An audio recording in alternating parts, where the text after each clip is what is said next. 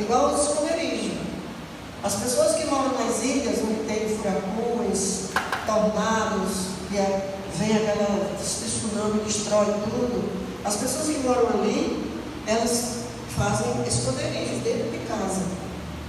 As casas têm um subterrâneo, um quarto embaixo do piso, que é coberto com uma tampa, e quando o mar anuncia o furacão, todos os moradores da ilha entram nos seus esconderijos e puxam a tampa, e lá eles ficam até o furacão passar.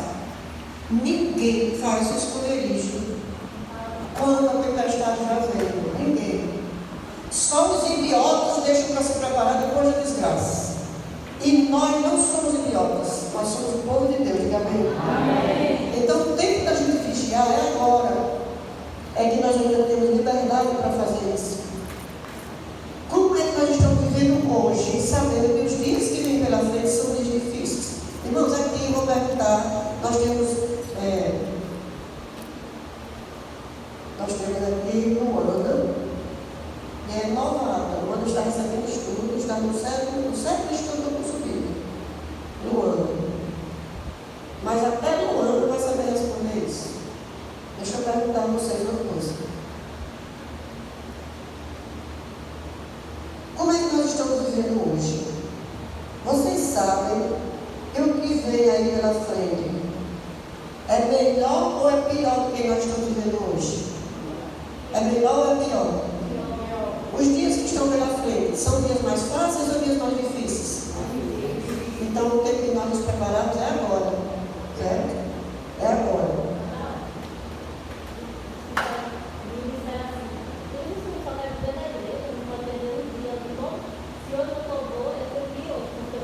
Amanhã os pode não ter.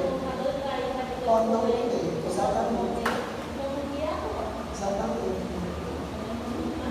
Na verdade, essas pessoas que se incomodam com o nosso estilo de vida, elas ficam curiosas para entender o que de tão bom tem aqui, que a gente quer tanto junto aqui. Vocês querem? Pois é. Pois é, irmãos. Uma semana da central que quer vir, viu? Mas isso é que o marido não deixa. Então, glória a Deus. Nós temos esse homem. Esse versículo ainda bem, graças a Deus. E que Deus tenha misericórdia desses maridos que impedem as mulheres de buscar a Deus. Irmãos, para a gente refletir e já para a Bíblia, outra perguntinha. Você pensa o quanto de Bíblia nós temos? Não, eu não estou perguntando quantas Bíblias tem em casa, não. Porque lá em casa tem mais de 10. Isso não importa. A pergunta é: quanto de Bíblia nós temos em nós? Se ficássemos sem Bíblia, o quanto de Bíblia nós temos em nós? E por aí você vê a necessidade que nós temos de buscar. Certo? Nós vamos conversar aqui, nós vamos ter 3 palestras, nós íamos ter 4, por isso planejamos terminar lá para 1h da manhã. Mas um dos palestrantes não pôde comparecer hoje, então nós vamos ter 3 palestras e provavelmente nós terminamos essa região para meia-noite, certo? Porque agora são 9h25, né? E depois nós temos mais 2 palestras. Então, nós vamos aqui pela periferia do assunto, porque o tema dessa vigília é o Espírito Santo e a fidelidade. A fidelidade no remanescente. E por isso que eu trouxe essa plantinha. Daqui a pouco eu vou mostrar para vocês o que essa plantinha vai fazer aqui. O que a Bíblia ensina, irmãos, sobre a fidelidade em dízimos e ofertas? Nós sabemos que mordomia não envolve só dízimos e oferta. Envolve todas as áreas da nossa vida. Mas o que a Bíblia ensina sobre dízimos e ofertas? No capítulo 3 de Malaquias, nós encontramos Deus dizendo, no versículo 1 até o versículo 10, um texto que todo mundo conhece, sobre dízimos e ofertas. Deus diz que quem retém é ladrão. Quem retém dízimos lá no Novo Testamento, o apóstolo Paulo diz que as ofertas devem ser separadas de acordo com o propósito do coração de cada um. Então, no dízimo, Deus determina 10% e a oferta é de acordo com o coração do doador. Isso que a Bíblia diz. Só que o espírito de profecia tem capítulos, páginas e livros ensinando um versículo só, para clarear, para ampliar, para que todos compreendam, para que ninguém fique com dúvida. Porque um texto, como Malaquias 3, verso 8, nós temos um livro inteiro, com mais de 600 páginas, para explicar Malaquias 3, 8. E aí, se você ficar só com o versículo e não entrar mais fundo no conteúdo, no assunto, você pode acabar perdendo a oportunidade de se firmar nesse tema. Então, irmãos, nós vamos nessa noite, como eu já disse, começar pela periferia do tema, porque eu tenho certeza que os dois palestrantes que vão vir depois de mim vão trazer para o centro da conversa, certo? Eu vou pelas beiradas e vou deixar o centro para eles dois, certo? Nós vamos ler um texto que está na Bíblia, em Apocalipse, capítulo 19, versículo 10. Apocalipse 19, verso 10. Pode encontrar aí na Bíblia. Quem está em casa também, para a Bíblia. 19, versículo 10.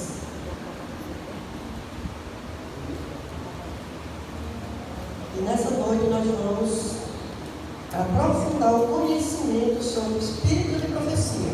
É a primeira parte dessa vigília, que começa com Apocalipse 19, versículo 10. Quem encontrou diz amém? Amém. Então vamos ler. Prostrei-me. Vamos orar de novo, prostrei de Deus. Esse texto aqui desvenda muita coisa. Esse texto aqui é um texto de muito poder, de muito consolo, de muita certeza. E nós viemos aqui, Senhor, para que o Senhor nos guie, nos dirija, nos ensine, nos corrija, nos oriente, através da Tua palavra, em nome de Jesus. Amém. Amém. Prostrei-me ante os seus pés para adorá-lo. Ele, porém, me disse: vê, não faças isto. Sou conservo teu e dos teus irmãos, que mantém o testemunho de Jesus. Adora a Deus. Isso aqui era João, se ajoelhou diante do anjo, e o anjo disse: não faça isso. Eu sou conservo teu e dos teus irmãos. O anjo se igualando a nós, os seres humanos. Adora a Deus. Sou conservo teu e dos teus irmãos, os que mantêm o testemunho de Jesus. Adora a Deus. Pois o testemunho de Jesus é o espírito da profecia. Se você não sabia o que é o testemunho de Jesus, o testemunho de Jesus não são só as boas obras, não são só o estilo de vida dele, os bons exemplos. O testemunho de Jesus é o espírito da profecia. E não é todo mundo que tem o espírito da profecia. E hoje nós vamos sair daqui conscientes do que Deus quer para nós, dentro desse tema do espírito de profecia. Porque o espírito de profecia é o testemunho de Jesus. O testemunho de Jesus é o espírito de profecia. Irmãos, quem compreende isso? Quem aceita isso?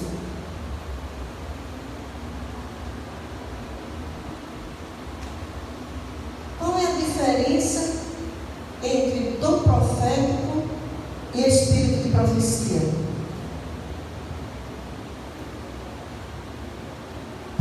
aí nessas igrejas que tem aí fora do mundo, irmãos, tem muito profeta. Tem muito profeta. E eles profetizam e até algumas coisas até acontecem. Mas o espírito de profecia, irmãos, não é para qualquer pessoa. É para quem é fiel. Só quem é fiel recebe o espírito de profecia. Então vamos ver a diferença entre dom profético e espírito de profecia.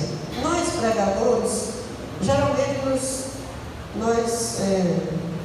quando nos referimos a Ellen White, ao espírito de profecia, ao dom profético que Deus deu a ela, a gente fala, o espírito de profecia fala isso, o espírito de profecia diz assim, lá no espírito de profecia.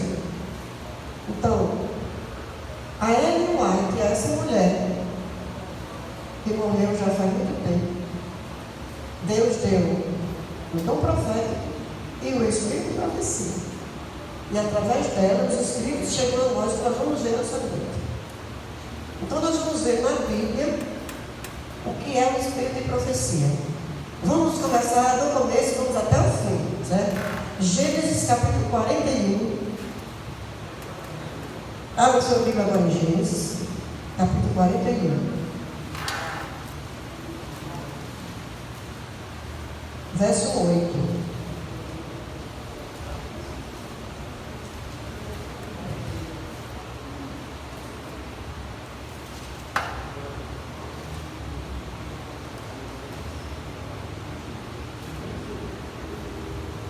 Aqui o faraó teve um sonho, né?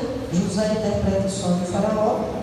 O verso 8 já é: de manhã, quando o faraó se acordou, achando-se ele de espírito perturbado, mandou chamar todos os magos do Egito e todos os seus sábios e lhes contou os sonhos, mas ninguém havia que ele pudesse interpretá-los.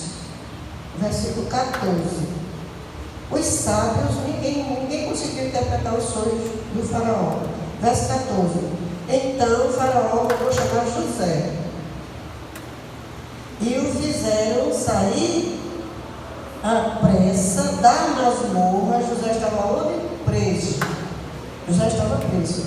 Ele se barbeou, mudou de roupa e foi apresentar-se a faraó. Verso 25. Eu recomendo que vocês façam essa leitura completa em casa, mas aqui nós vamos só nos versículos-chave. Então José respondeu: o sonho de faraó é apenas um, porque o faraó teve 2 sonhos. Mas José disse: os sonhos são só um. Deus manifestou a faraó o que há de fazer. Irmãos, quem era Faraó? Faraó era o rei do Egito, um homem idólatra, pagão, adorava ídolos, não tinha nenhuma relação com Deus, não era temente a Deus, não era do povo de Deus, não obedecia a Deus, um rebelde, um tirano. E José está dizendo para ele que Deus deu a ele, a Faraó, uma revelação do que seria no futuro. Isso é espírito de profecia ou é do profeta? Pode responder, eu quero que você liderar que vai ter sonho. Deus deu a Faraó um sonho profético do futuro, de algo que ia acontecer e aconteceu. Isso é dom profético ou isso é espírito de profecia? Dom profético, muito bem. O dom profético, qualquer pessoa pode receber. Mas o faraó tinha o espírito de profecia? Os sábios do Egito tinham o espírito de profecia? Os magos, os encantadores, os cientistas do Egito tinham o espírito de profecia? Porque o que Deus deu a faraó foi profecia. E ninguém, o texto diz, ninguém conseguiu interpretar o sonho. Mas aí foram buscar José. José tinha ou não tinha o espírito de profecia? Vocês entenderam agora o que é o espírito de profecia? O espírito de profecia, irmãos, é entender a mensagem de Deus. Só entende quem tem. Quem não tem, você pode morrer de pregar, a pessoa não entende. É preciso entender a mensagem de Deus. E José tinha o espírito de profecia. E aí José interpretou o sonho, os sonhos se cumpriram exatamente como José disse, e ele passou de preso a governador. E a história de José vocês podem ler depois. Então, qualquer pessoa pode receber um profeta. Por isso, os profetas que tem por aí, eles podem até profetizar a coisa certa. Nem tudo é mentira. Alguma coisa até pode se cumprir. Mas espírito de profecia, irmãos, Deus só dá a quem é fiel. E é por isso que nós nos preocupamos com quem não é fiel. Quer ver outro exemplo? Mais para frente na Bíblia, Daniel capítulo 2. Vai lá em Daniel 2. For achar, diga bem. Daniel 2. Verso 1. No ano terceiro do reinado de Joaquim, rei de Judá, veio Nabucodonosor, rei da Babilônia, a Jerusalém e a assediou. Daniel 2. Daniel 2, verso 1. Versículo 2. O Senhor lhe entregou nas mãos a Joaquim, rei de Judá. Daniel capítulo 1, verso 1 e 2.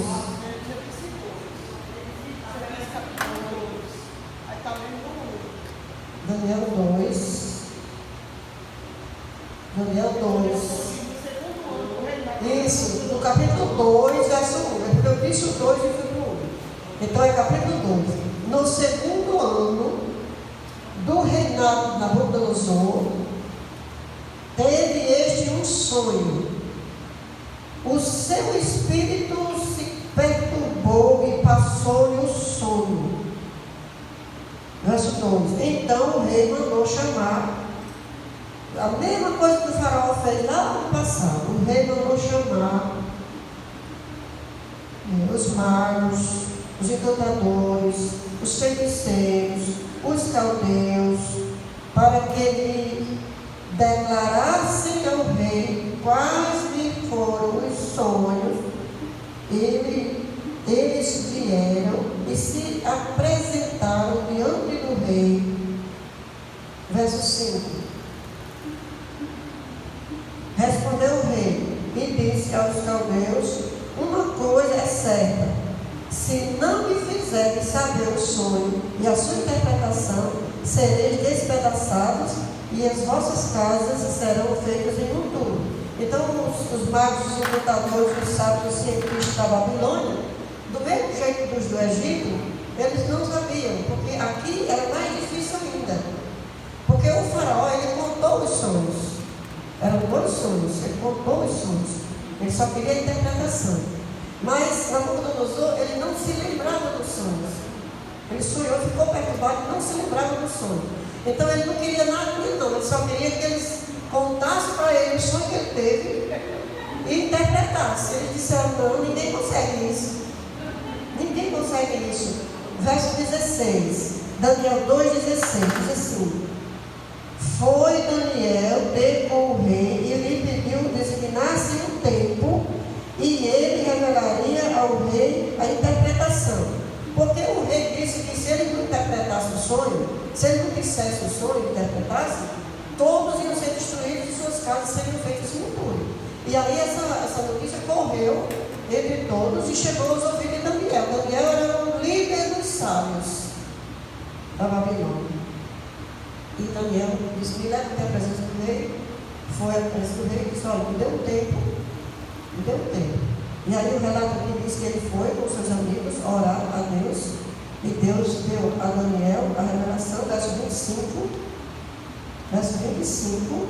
Então Arioque depressa introduziu Daniel na presença do rei e lhe disse: achei um dentre os filhos dos cativos de Judá, o qual revelará ao rei a interpretação dos sonhos. Respondeu o rei e disse a Daniel, cujo nome era Belsazar: podes tu fazer-me saber o que eu vi no sonho e a sua interpretação? Respondeu Daniel na presença do rei e disse: o mistério que o rei exige, nem encantadores, nem magos, nem astrólogos o podem revelar ao rei. Mas há um Deus no céu, o qual revela os mistérios, pois fez saber ao rei Nabucodonosor o que há de ser nos últimos dias. O teu sonho e as visões da tua cabeça, quando estavas no teu leito, são estas. E aí Daniel contou para o rei o sonho e disse a interpretação, que era exatamente a história da humanidade, dali até a volta de Jesus. Irmãos, o rei Nabucodonosor, destruidor de nações, ele não tinha nenhuma comunhão com Deus, mas Deus deu a ele o dom profético. O dom profético é dado através de sonhos e visões. Agora, quem tinha o espírito de profecia? Daniel. Daniel é quem tinha o espírito de profecia, senão ele era profecia interior de nada. Deus tem uma mensagem para o mundo hoje. E Deus precisa das pessoas que tenham o espírito de profecia. Senão o mundo vai perecer. O mundo vai perecer. Porque sem o espírito de profecia não existe mensagem para ninguém. Só um detalhe, irmãos. José e Daniel eram fiéis. Eram fiéis em tudo que faziam. Eram mordomos, eram responsáveis, eram honestos e eram tementes a Deus. E a eles, sim, Deus deu o espírito de profecia. Então, como nós poderíamos identificar hoje uma pessoa portadora do espírito de profecia? De que outro jeito a gente entende que uma pessoa tem o espírito de profecia sem ser revelando sonhos, sem ser interpretando profecias? Sabe, irmãos, o conhecimento é algo que é revelado a quem tem o espírito de profecia. O conhecimento de Deus. Eu vou convidar vocês para fazer uma leitura, uma linda leitura. Quando eu entrei na igreja, eu me apaixonei por esse capítulo. Eu nunca prego sobre ele, eu nunca falo desse personagem, mas eu acho que eu estou devendo a ele isso. Porque, irmãos, esse personagem é extraordinário, porque ele é do Novo Testamento, ele é depois de Jesus, e ele era portador do espírito de profecia, ele não revelou profecia, ele não decifrou sonho. E nós vamos ver em Atos capítulo 7. Abra aí Atos 7.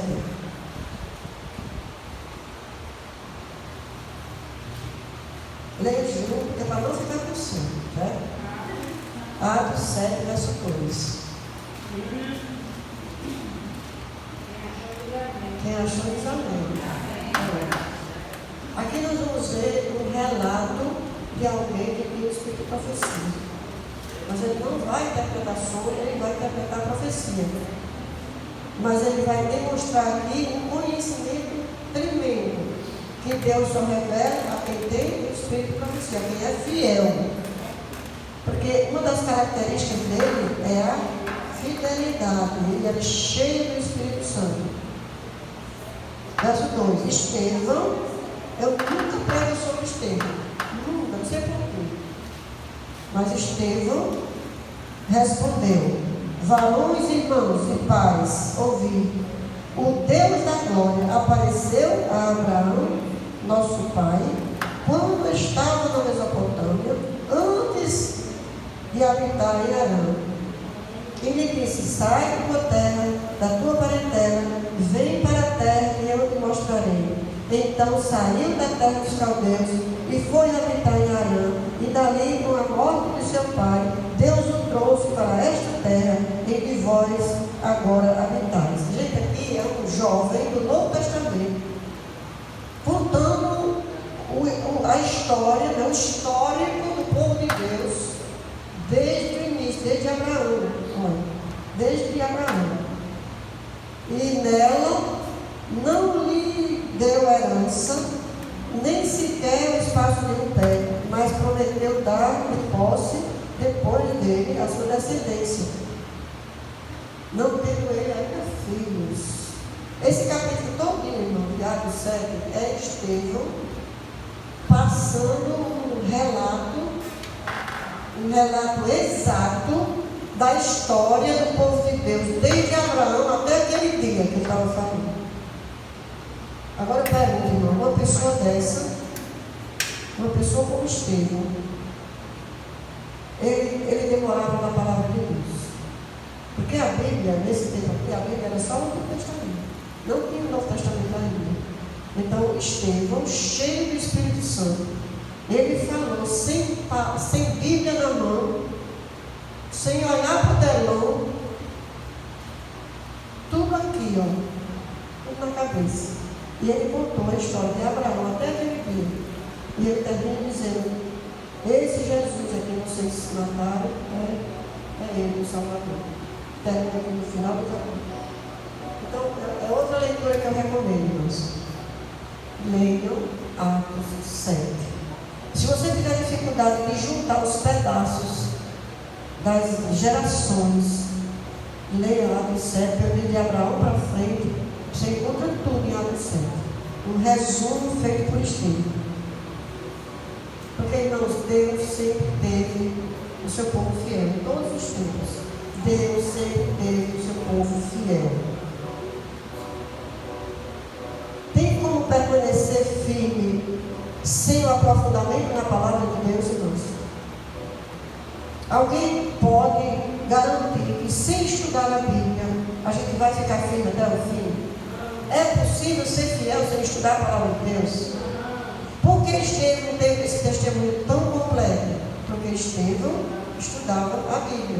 Jesus disse: quando vocês forem levados diante dos tribunais, das autoridades para dar testemunho de mim, não vos preocupeis com o que vocês vão falar, porque o Espírito Santo lhes dará a palavra na hora exata.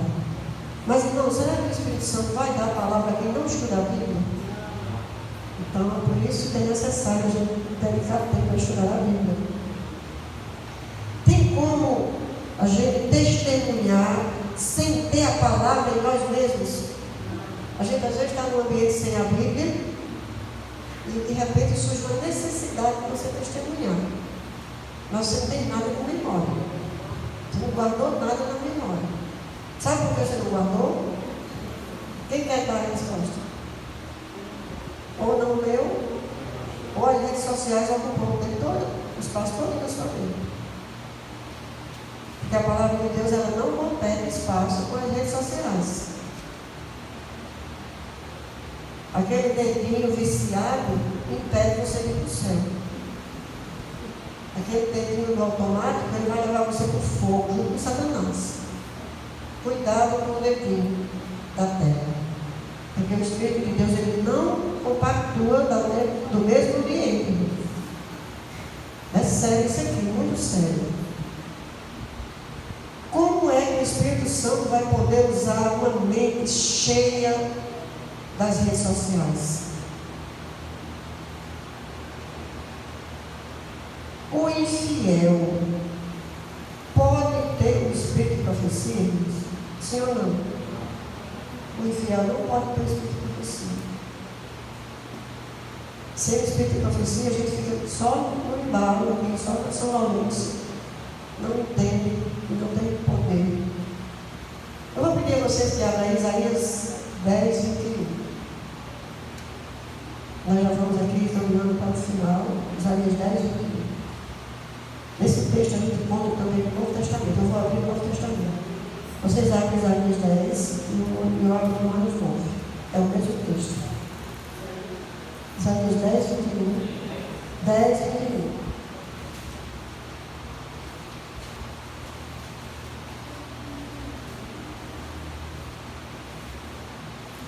Isaías 10, 21. Vou dar para o irmão Gerson ler.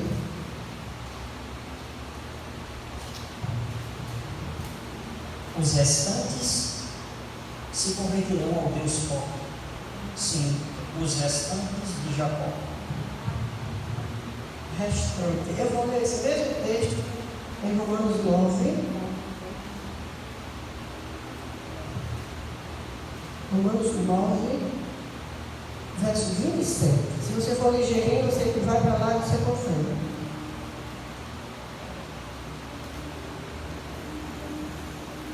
Romanos 9. Mas, relativamente a Israel, dele clama Isaías. Então, o apóstolo Paulo está se referindo a Isaías 10, 21.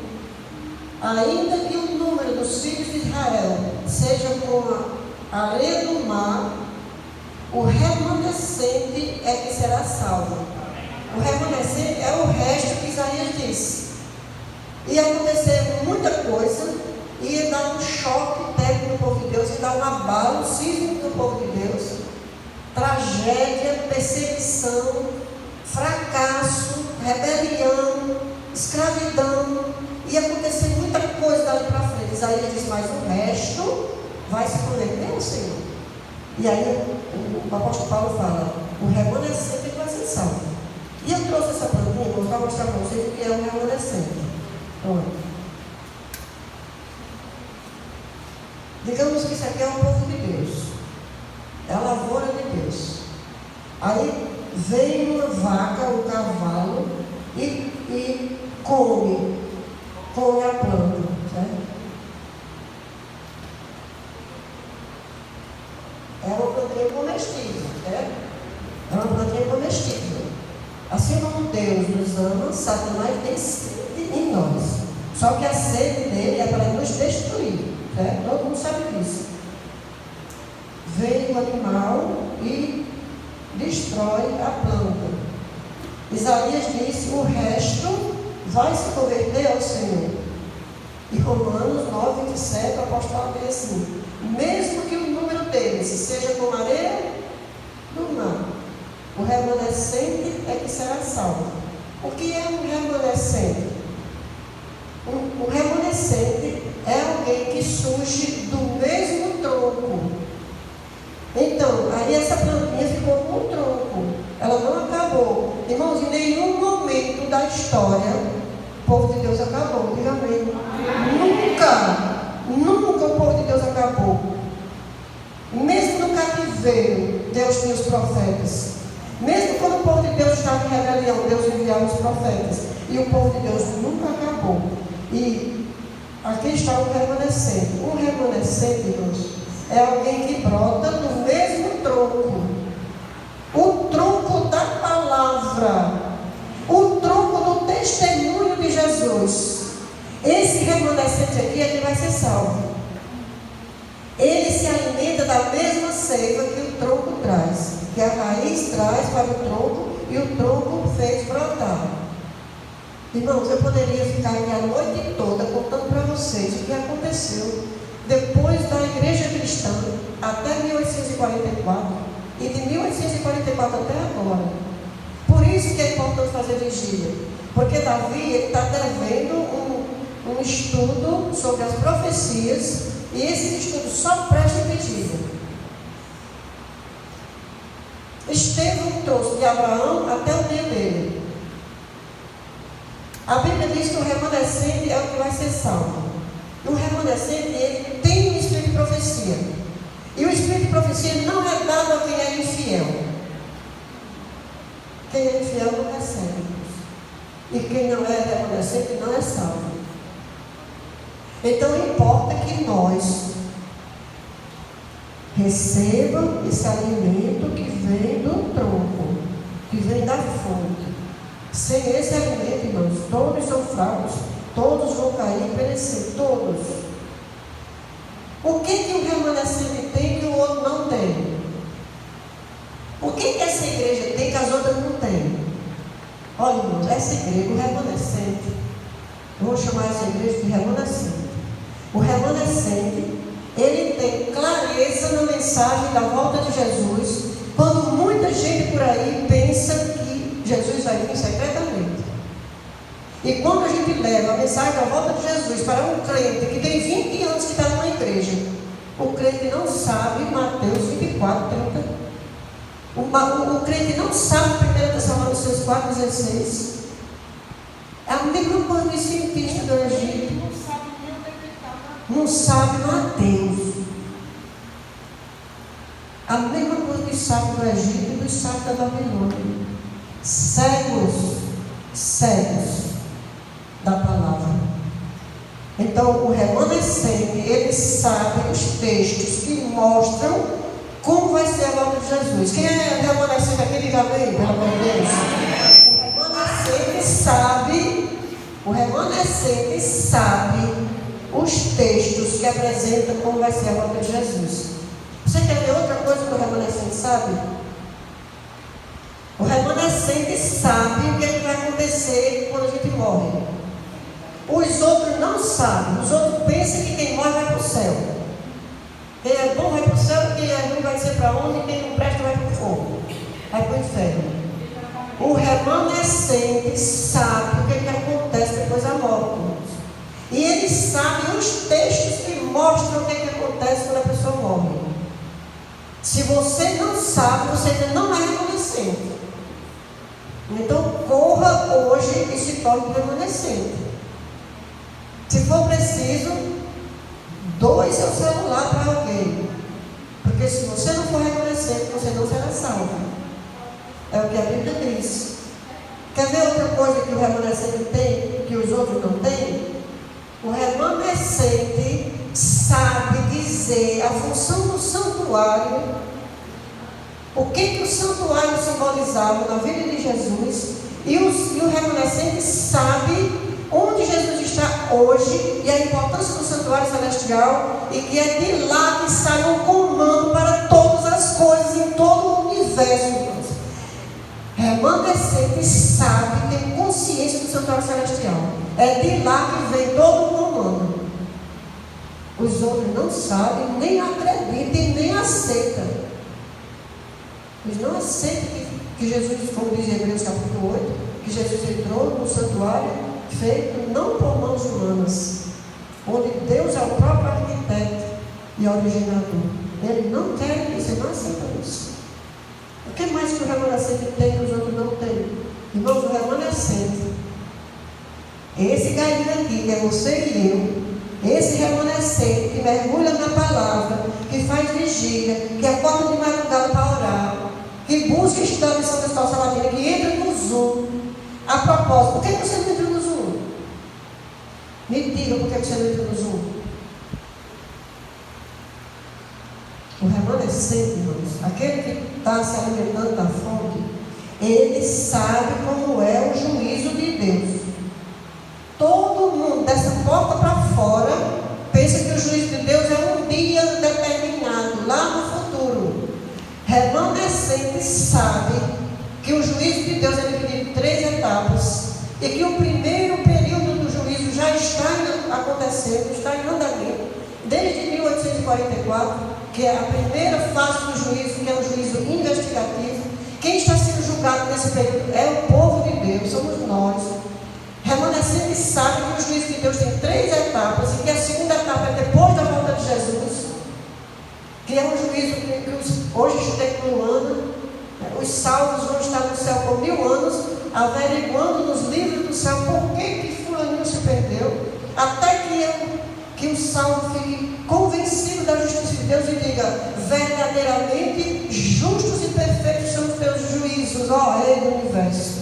O salvo não terá dúvida nenhuma, porque ele vai ter 1000 anos reinando em tronos no céu, para conferir porque quem se perdeu, se perdeu. E quem se perdeu porque não quis a graça de Deus. E a última fase do juízo, que é depois dos 1000 anos, quando Deus vai destruir o mal de uma vez para sempre. Remanescente sabe dizer isso na fila do banco, na fila aonde ele estiver, no supermercado, no lazer, no carro de linha, na clínica, no consultório médico, aonde tiver um remanescente sabe disso. E você não sabe não? Então você tem que estudar a Bíblia para você virar um remanescente. Amém, irmãos? Quer saber outra coisa que remanescente tem e o outro não tem? Um sistema de saúde melhor do que o sistema de saúde do mundo, irmãos. A ciência está descobrindo coisas hoje que nós já sabemos há mais de 100 anos.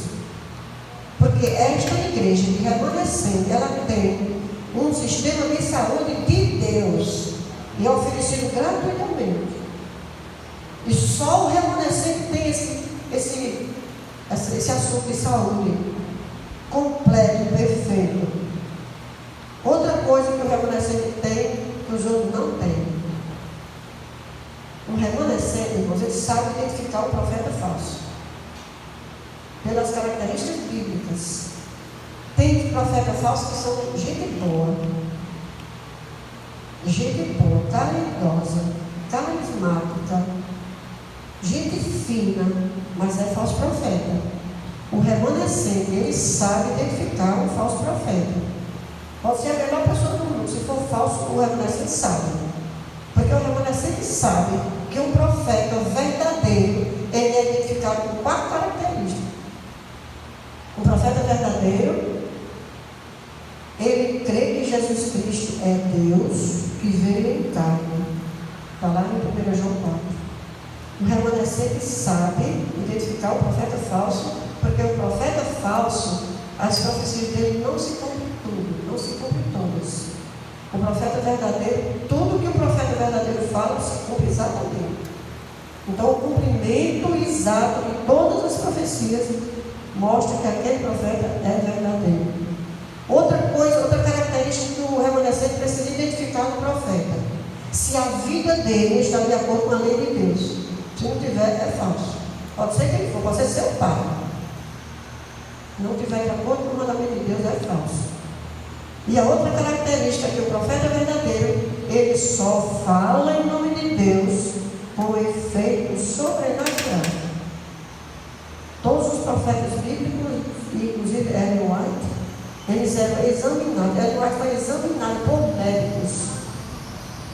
E médicos ateus, médicos que não eram cristãos.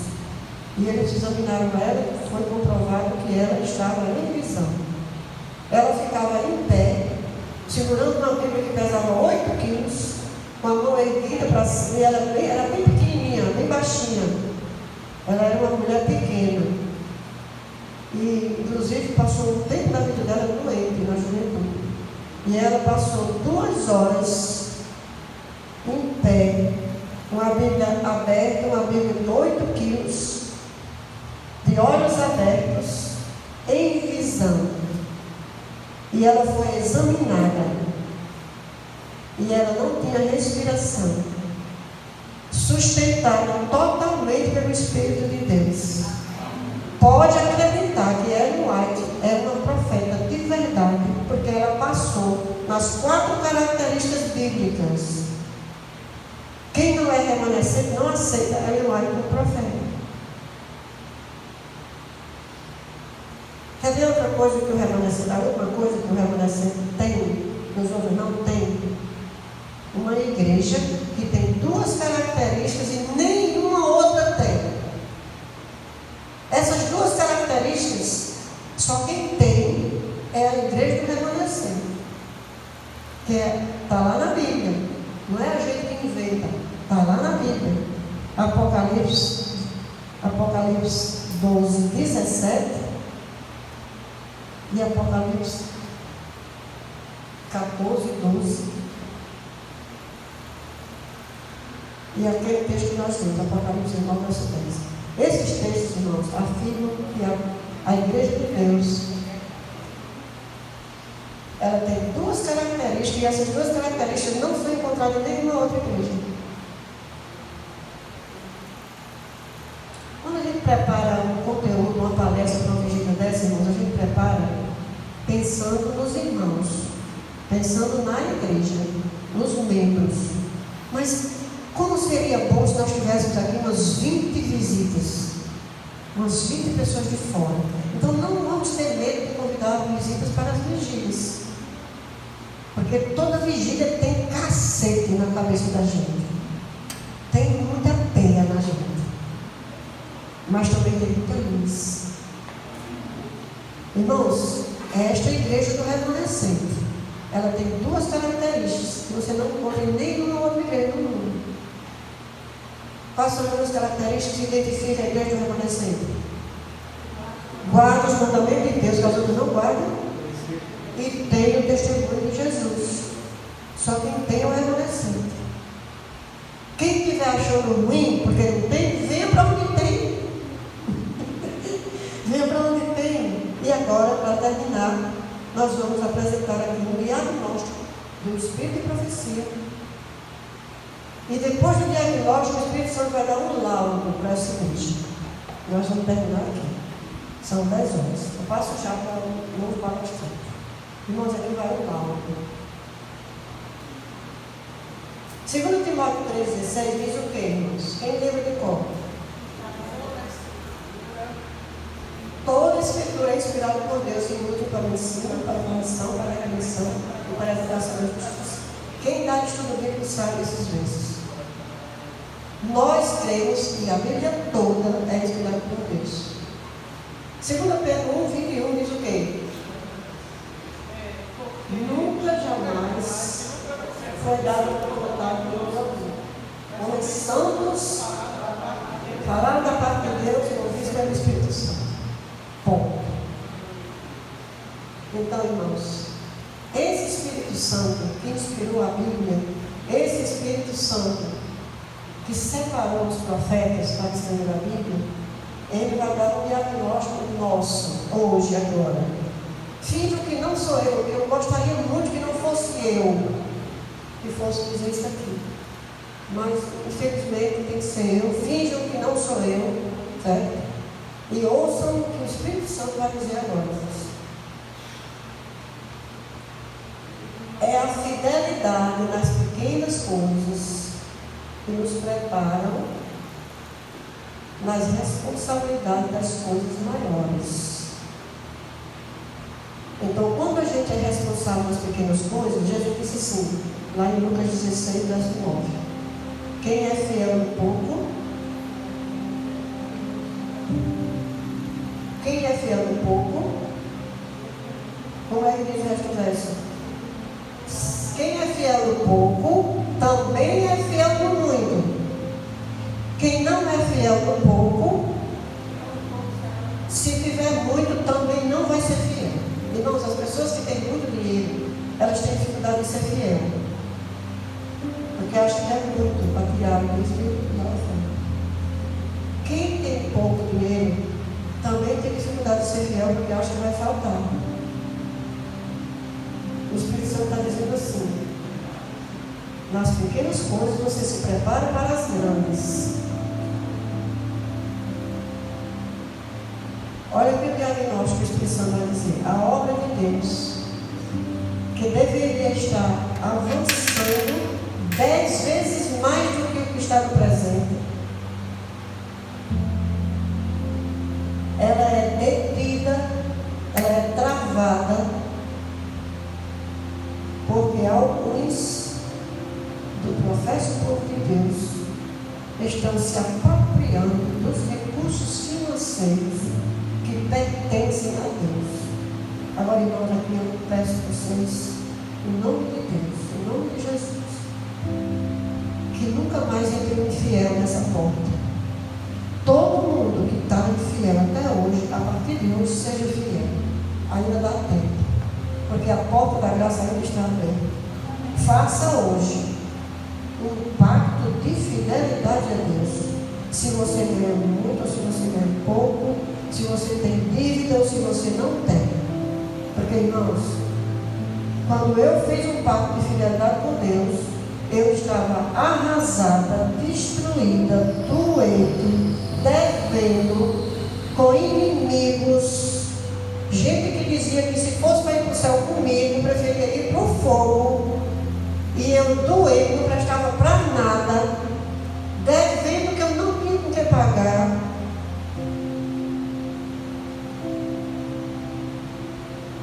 Eu fiz um pacto de fidelidade com Deus. Eu disse, Senhor, eu não vou mais pagar a ninguém. Posso ser até presa. Eu não vou pagar mais a ninguém, mas ao Senhor eu tiro o céu na boca do caixa. O do Senhor eu vou ser fiel. Nem que eu tenha que pedir esmola na rua. Eu era arrogante de não prestar, de ruim. Eu era muito ruim.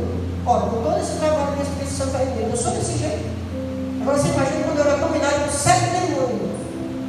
Eu não escutava ninguém, nem minha família, nem marido, nem filho, nem ninguém. Era do meu jeito, eu queria estrago, eu queria desgraça, eu queria derrota, eu queria fracasso. E aí quando eu cheguei no fundo do poço, quando eu fui desenganado do médico, e eu sei que aqui não tem ninguém, nem perto de ficar no lugar que eu fiquei. E de lá eu falei, e de lá Deus me ouviu. De lá Deus me ouviu. Deus resolveu todos os problemas que eu tinha, todos. Faz muito tempo, faz uns 10 anos, que eu não tenho problema nenhum. Agora eu não sei, eu acho que é por isso que eu tenho essa paixão tão grande pela igreja. Eu não sei se eu aguentei nas provações que vão vir pela frente. Eu não sei, não tenho estrutura para aprovação. Porque tudo que eu sofri na vida, eu sofri porque era ruim, eu era rebelde, eu era desobediente a Deus. Mas aqui, irmãos, aqui é o lugar que Deus vai mudar a nossa vida. Vai mudar o nosso testemunho, vai mudar a nossa estrutura. E olha o que o Espírito está dizendo. O Espírito está dizendo que os infiéis estão travando a obra de Deus, atrapalhando, impedindo. Eu vou convidar 3 voluntários aqui. 3 pessoas aqui, pode ser qualquer pessoa. 3 que deixa eu não quero, que eu vou já pegar. Venha 3 aqui, vem rapidinho. Bora, gente, é só para segurar um papel, não vai dizer nada, não vai falar nada. Chega. Eu tenho 3 papéis aqui. Eu não vou entregar os papéis, não. Eu vou deixar que os voluntários peguem, cada um pegue um. São 3. Para não dizer que eu estou marcando, estou fazendo pressão, certo? Você vem para ali, ó. Aí nós ficamos ali. E Dulce vai para ali. Fique lá junto daquelas cadeiras ali. Mostre agora o cartaz. Fique perto da cadeira e mostre os cartazes para eles. Na posição que eles possam ler. Irmãos, o que o Espírito Santo está dizendo? O Espírito Santo está dizendo que o remanescente tem a mensagem de salvação para pregar para o mundo. Esse mundo que hoje está virando a perna aí, nesse escarcéu, nessa loucura aí, aquele tem a mensagem para levar para o perdido. O perdido são nossos filhos, são nossos familiares, são nossos vizinhos, são nossos colegas de trabalho, são pessoas que a gente gosta, são do comércio que a gente compra. Eles estão perecendo e morrendo perdidos. E o remanescente, ele tem o remédio de Deus, ele tem a mensagem pura, a luz da revelação para a salvação dos perdidos. Mas o infiel não deixa que a mensagem chegue lá. Deus tem misericórdia, irmãos. Deus tem misericórdia. O infiel não deixa. Quem está dizendo não é Dalva, quem está dizendo é o Espírito Santo. Irmãos, eu vou ler de novo.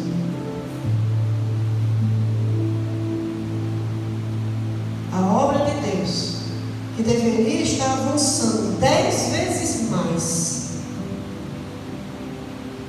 está sendo retardada, impedida, travada, porque muitos dos que professam ser povo de Deus estão se apropriando dos recursos que pertencem à obra de Deus. A obra de Deus é a pregação do Evangelho. Deus não tem outra obra nesse mundo. A obra de Deus é a pregação do Evangelho. Missionários deixam de ser enviados porque o infiel está roubando a Deus. Evangelismos deixam de ser feitos para tirar alguém dali, porque o infiel está travando. Irmãos, no tempo da Bíblia, quando tinha um pecado, todo o povo sofria. Hoje também. Hoje também. Só que hoje não tem Josué para chamar Acã O Acã fica aqui, caladinho, com essa nódoa da infidelidade, fingindo que é fiel. E hoje, nessa vigília, irmãos, pelo Espírito de Deus, saia daqui decidido a destravar o andamento da obra de Deus. Sair do meio com a fidelidade. Tire a fidelidade da sua vida. Faça um voto de fidelidade a Deus. E quando você for fazer seu voto, pode falar meu nome. Diga assim: Deus, por que o Senhor atendeu Dalva? Por que o Senhor resolveu os problemas de Dalva? Por que o Senhor curou Dalva? Por que o Senhor pagou as contas de Dalva? Se Dalva não tinha porque pagar nem a metade das dívidas. Porque, irmãos, eu devia em todo canto que eu podia dever. E eu dizia para a Angelina: se eu adoecer, se eu perceber que eu vou morrer, eu vou fazer empréstimo em todos os bancos. Eu quero lascar todo mundo perto de mim. Por que Deus fez de mim uma pregadora do Evangelho? E por que Deus está lutando para me transformar, para levar para o céu, irmãos? E por que Ele não faz isso com você também?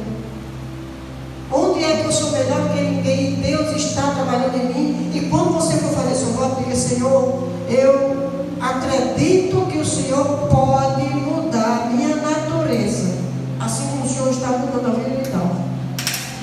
Porque o Espírito Santo está dizendo que a infidelidade impede que a mensagem do remanescente chegue do perdido.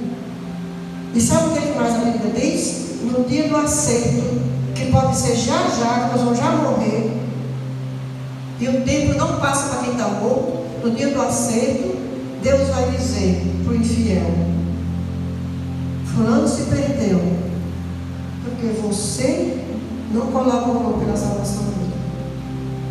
E a Bíblia diz que o sangue dele será retirado do infiel. Irmão, só quem sabe quem é fiel é o fiel. O fiel sabe que ele é fiel. E o Espírito de Deus contesta com o Espírito do humano e diz que você é fiel. Então, esse passo aqui, irmãos, é decisivo. Essa vigília não é uma vigília qualquer. É uma vigília de renovação, de entrega. Aqui o que ele continua dizendo, o Espírito Santo: dai o que puderdes agora. Irmãos, por que uma pessoa ganha R$600 e dá 2 de oferta? Isso é fidelidade? Como é que você ganha R$600 e dá 2 de oferta? Dai o que podes agora. E ao cooperardes com Cristo, vossa mão estará aberta para receber mais. Quando você estende a mão para doar, Deus aproveita enquanto sua mão está estendida para enchê-la de novo. Acredite nisso.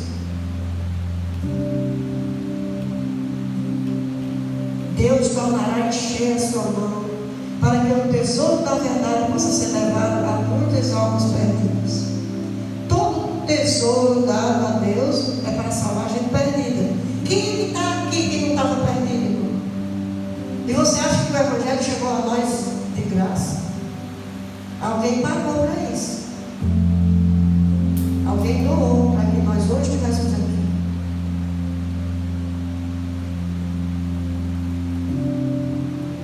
Ainda que a igreja seja composta na maioria de irmãos pobres, irmãos, aqui é o Espírito Santo que está dizendo. Cada texto desse é num livro diferente. Olha, Conselho de Socorrodomia, página 50. Esse diagnóstico que é o Conselho de Socorrodomia, página 54. Eu disse a vocês que para cada versículo tem um livro escrito.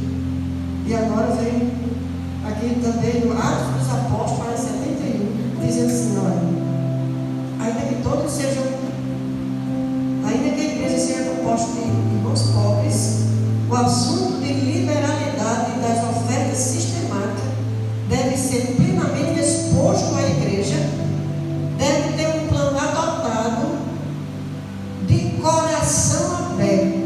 O pobre pode ser generoso. A maior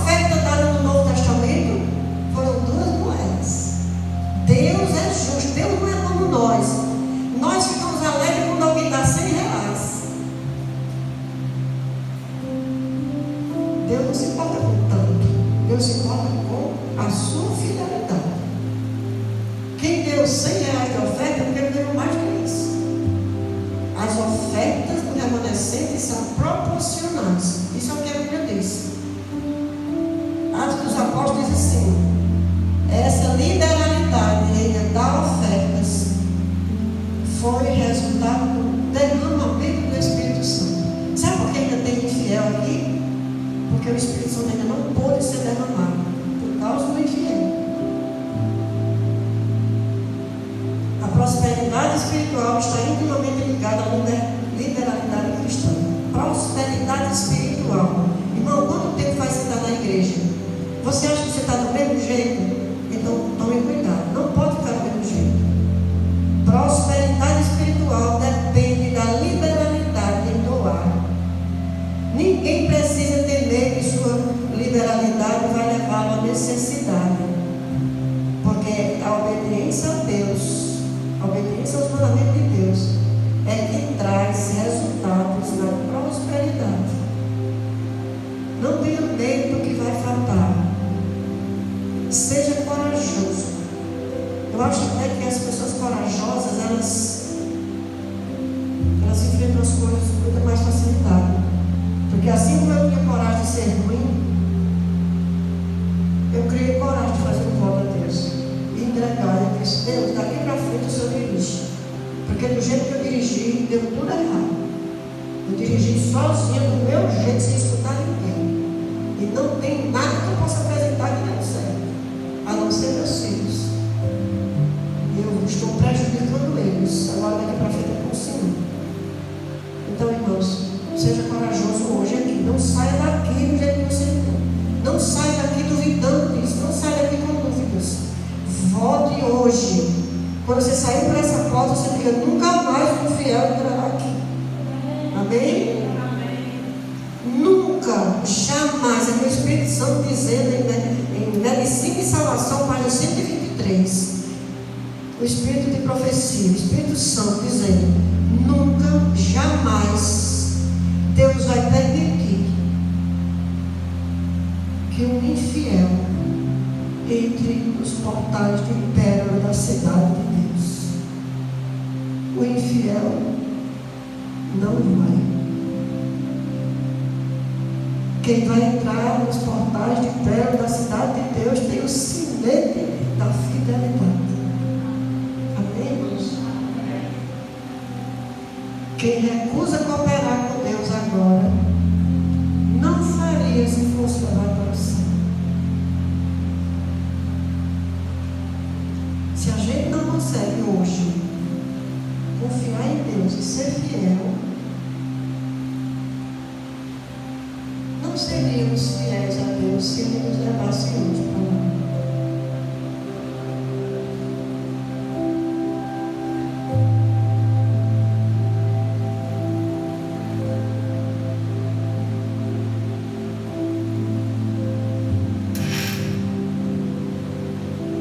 Quem é obediente a Deus prospera no espiritual. Vou convidar a menina para vir para cá para nós fazer a oração. Vamos ficar em pé.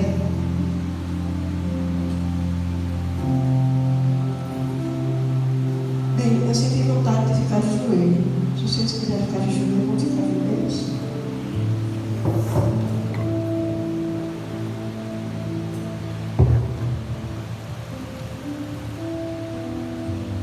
Querido Deus,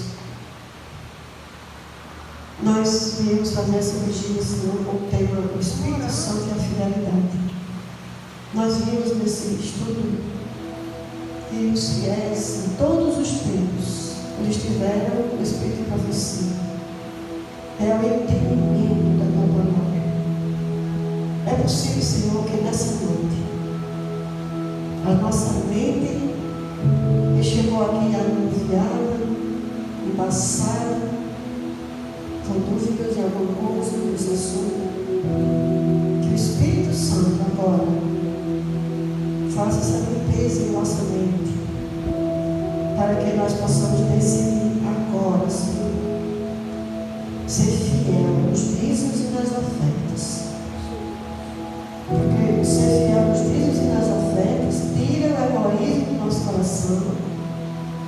ser fiel nos dízimos e nas ofertas, abre a nossa mão para receber as bênçãos e abre a nossa casa, Senhor, para que ela fique cheia de bênçãos, que a gente possa canalizar para a vida de outras pessoas.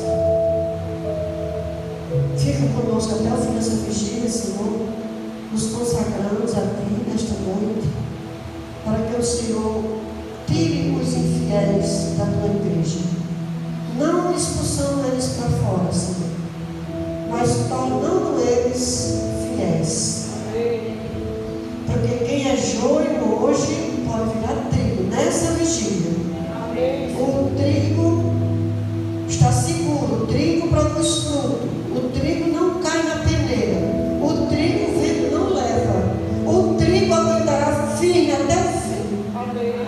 O joio não tem fruto, não tem grão, é leve, o vento leva, Senhor. Não deixa nós, nenhum de nós, ser joio que está aqui para atrapalhar a Tua obra. Tira do nosso coração, Senhor, a infidelidade. Porque fidelidade é o fruto do Espírito Santo. Está lá naquela lista de Gálatas 5. A fidelidade é o fruto do Espírito Santo. Nós